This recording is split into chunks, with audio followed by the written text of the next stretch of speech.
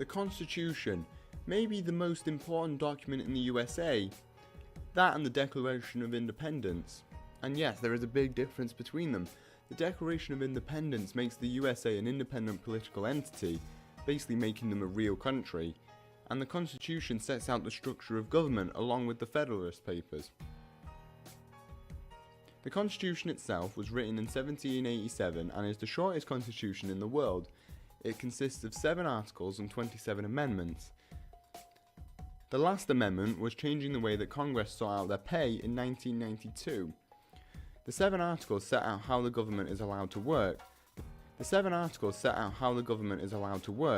The articles being the legislative branch, the executive branch, judicial branch, states' powers, amendments, federal powers, and ratification. The last one is basically that everyone agrees to the rest of the document, basically. Now, the first 3 articles together are known as the separation of powers. Then you also have the checks and balances, which involve the first 3 articles, but is all about how each branch regulate each other and make sure that no one branch ends up with more powers than they should. The amendments are probably the most important part of the Constitution for most people. They give rights to the people. The amendments are, in order, the freedom to religion, speech, press, assembly, and the right to petition the government. This allows you to be whatever religion, say what you want both in person and in the press. You can gather and defend your ideas and beliefs, and you are allowed to question the government. The right to protect yourself. This is a lot of people's favourite amendment as it allows them to have guns, for protection reasons. Soldiers cannot take or live in a person's home. This means that if the army turn up, they are not allowed to take your house from you. You cannot search a property or arrest a person without probable cause.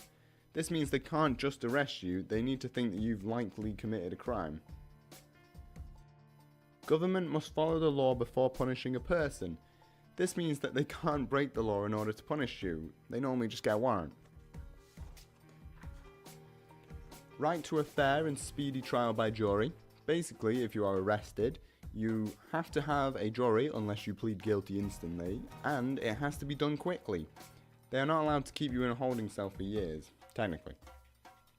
No cruel and unusual punishments. This protects you from them giving you a longer sentence than everyone else, or anything that is considered torture. You are also protected here by many international laws, so don't worry. Any powers that the Constitution does not give the federal government are given to the states. This means if it's not written in the document that the power is given to the federal government, the states get the power. You can't sue the federal courts. Seems pretty basic, but there are actually exceptions to this where you are allowed to sue the federal courts. The president and vice president must be on a party ticket. This means that you will always know beforehand who is going to be the president and the vice when you're voting. Slavery is illegal. Pretty basic. If you're born in the USA, you are a citizen. If you're not, you become a naturalized citizen. All male US citizens have the right to vote. Congress can tax income. This means that it is legal for Congress to take money from you. People elect US senators. This means that there has to be a vote to elect a senator. Again, there are some exceptions to this rule. Alcohol is illegal. This is the start of the Prohibition period. All female US citizens are allowed to vote. Presidential inaugurations are in January. Congress starts to meet here too. After the election in November, the president will always start in January. Always. Alcohol is legal again, but states can make their own laws about it. This is the end of Prohibition.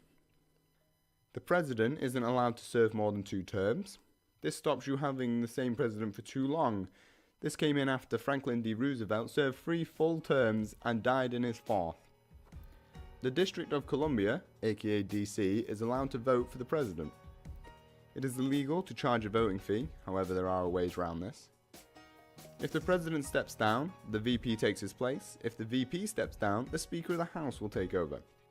The voting age is lowered to 18. Congress must limit how and when they get paid. They are all the amendments. Maybe it is a problem that it takes so long to add an amendment, but maybe it's a good thing. Either way, it takes very long time as 2/3 of Congress must agree on this amendment and 3/4 of the House must also agree. And this is very hard. Also, as the members keep changing so often, it can easily get shut down. The presidency, the Senate, and the House all have different lengths of service.